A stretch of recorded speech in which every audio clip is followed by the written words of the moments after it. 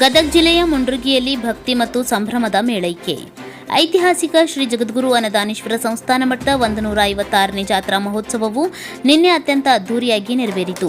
ಕೇವಲ ಧಾರ್ಮಿಕ ಕಾರ್ಯಕ್ರಮಗಳಿಗೆ ಸೀಮಿತವಾಗದ ಈ ಜಾತ್ರೆ ಸಾಮಾಜಿಕ ಕಳಕಳಿ ಹಾಗೂ ಕೃಷಿ ಜಾಗೃತಿಯ ಕೇಂದ್ರ ಬಿಂದುವಾಗಿ ಹೊರಹೊಮ್ಮಿತು.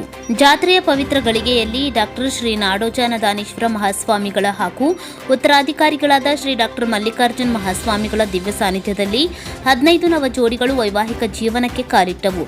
ವಿವಿಧ ಮಠಾಧೀಶರ ಉಪಸ್ಥಿತಿಯಲ್ಲಿ ನಡೆದ ಈ ಸಮೂಹ ವಿವಾಹವು ಸಮಾಜಕ್ಕೆ ಸರಳತೆಯ ಸಂದೇಶ ಸಾರಿತು. ಧಾರ್ಮಿಕ ವಿಧಿವಿಧಾನಗಳ ಜೊತೆಗೆ ಮಠದ ಆವರಣದಲ್ಲಿ ರೈತರಿಗಾಗಿ ವಿಶೇಷ ಕೃಷಿ ವೈಭವ ಪ್ರದರ್ಶನ ಏರ್ಪಡಿಸಲಾಗಿತ್ತು. ಆಧುನಿಕ ಕೃಷಿ ಪದ್ಧತಿ ಹಾಗೂ ರೈತರ ಸಬಲೀಕರಣದ ಕುರಿತು ಮಾಹಿತಿ ನೀಡಿದ್ದು ಈ ಬಾರಿಯ ವಿಶೇಷವಾಗಿತ್ತು. ಸಾಯಂಕಾಲ ನಡೆದ ಅದ್ದೂರಿ ರಥೋತ್ಸವದಲ್ಲಿ ಸಾವಿರಾರು ಭಕ್ತರು ಪಾಲ್ಗೊಂಡು ಜಯಘೋಷ ಹಾಕುತ್ತಾ ತೇರನ್ನ ಎಳೆದರು.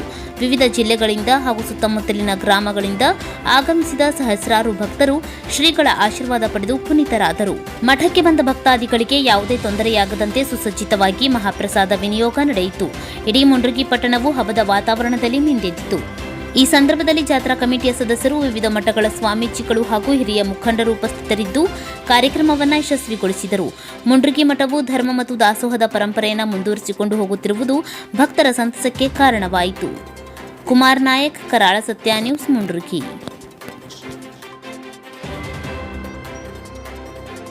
ಬಹಳ ಅರ್ಥಪೂರ್ಣವಾಗಿರ್ತಕ್ಕಂಥ ಶಕ್ತಿಯನ್ನ ನಮಗೆ ಕೊಟ್ಟು ಹೋಗಿದ್ದಾರೆ. ಒಂದು ಮಮತೆ ಅಂತಕ್ಕಂಥದ್ದಿದೆ, ಇನ್ನೊಂದು ದುಃಖ ಅಂತಕ್ಕಂಥದ್ದಿದೆ, ಮತ್ತೊಂದು ವ್ಯಸನ ಅಂತಕ್ಕಂಥದ್ದಿದೆ. ಈ ಮೂರು ಸಮ್ಮಿಳಿತವಾಗ್ತವೋ ಅವೆಲ್ಲ ಸಮನಾಗಿ ನೀವು ತೆಗೆದುಕೊಂಡು ಹೋದಾಗ ಅದು ನಮಗೇನಾಗ್ತದೆ, ಸಂಸಾರ ಸಸಾರವಾಗ್ತದೆ.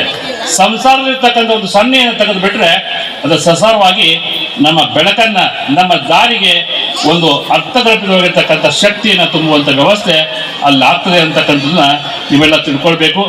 ಕೇವಲ ಮದುವೆ ಆಗಷ್ಟೇ ಸಾಲದು, ಆ ಮದುವೆ ಜೊತೆಗೆ ಸಂಸಾರವನ್ನು ನಾವು ಹೇಗೆ ನಡೆಸಿಕೊಂಡು ಹೋಗಬೇಕು ಅಂತಕ್ಕಂಥ ಸೂತ್ರಗಳನ್ನು ಕೂಡ ಪರಮ ಪೂಜ್ಯ ಅಜ್ಜನವರು ತಮಗೆಲ್ಲ ತಿಳಿಸ್ಕೊಟ್ಟಿದ್ದಾರೆ.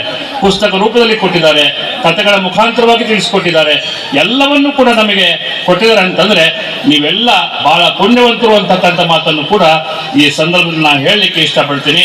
ಅದಕ್ಕೆ ಯಾವ ಕಾರ್ಯಕ್ರಮಗಳಿವೆಯೋ ಆ ಕಾರ್ಯಕ್ರಮದ ದೂತಕವಾಗಿರುವಂತಹ ಶಕ್ತಿಯನ್ನು ತುಂಬಿರುವಂಥ ವ್ಯವಸ್ಥೆ ಇದೆಯೋ ಅಲ್ಲಿ ನಾವು ಸಂಸ್ಕಾರವಂತರಾಗಿ ಬಾಳಲಿಕ್ಕೆ ಸಾಧ್ಯತೆ ಅಂತಕ್ಕಂಥದ್ದನ್ನ ನೀವೆಲ್ಲ ತಿಳ್ಕೊಂಡು ಬದುಕಬೇಕು ಅಂತಕ್ಕಂಥದ್ದು. ಇನ್ನು ಎರಡನೇ ವಿಚಾರ ಅಂತಂದ್ರೆ, ನೀವು ಮಾಂಗಲ್ಯ ಧಾರಣೆಯನ್ನು ಮಾಡಿಸ್ತಕ್ಕಂಥ ವ್ಯವಸ್ಥೆ ಮಾಡ್ತೀರಿ. ಆ ಮಾಂಗಲ್ಯದ ಮಹತ್ವವನ್ನ ನಾವೆಲ್ಲ ಅರಿತುಕೊಂಡು ಬಾಳಬೇಕು ಅಂತಕ್ಕಂಥ. ಮಾಂಗಲ್ಯಕ್ಕೆ ಒಂದು ಮುತ್ತೈದೆ ಅಂತಕ್ಕಂಥ ವಸ್ತುವನ್ನ ನಿಮಗೆ ಧಾರಣೆ ಕೊಡ್ತಾರೆ. ಆ ಮುತ್ತೈದೆ ಆಗ್ಬೇಕಾದ್ರೆ 5 ವಸ್ತುಗಳು ನಿಮ್ಮ ಹತ್ರ ಇರಬೇಕು. ಆ 5 ವಸ್ತುಗಳು ನಿಮ್ಮ ಹತ್ರ ಇದ್ರೆ ನೀವೆಲ್ಲರೂ ಕೂಡ ಸದ್ಬುದ್ಧಿ ಸದ್ವಿಚಾರದಿಂದ ಇವತ್ತೊಂದು ಮನೆಯನ್ನ ಗೃಹಸ್ಥ ಜೀವನದಲ್ಲಿ ಹೇಗೆ ನಡೆಸಿಕೊಂಡು ಹೋಗ್ಬೇಕು ಅಂತಕ್ಕಂಥ ವಿಚಾರವನ್ನು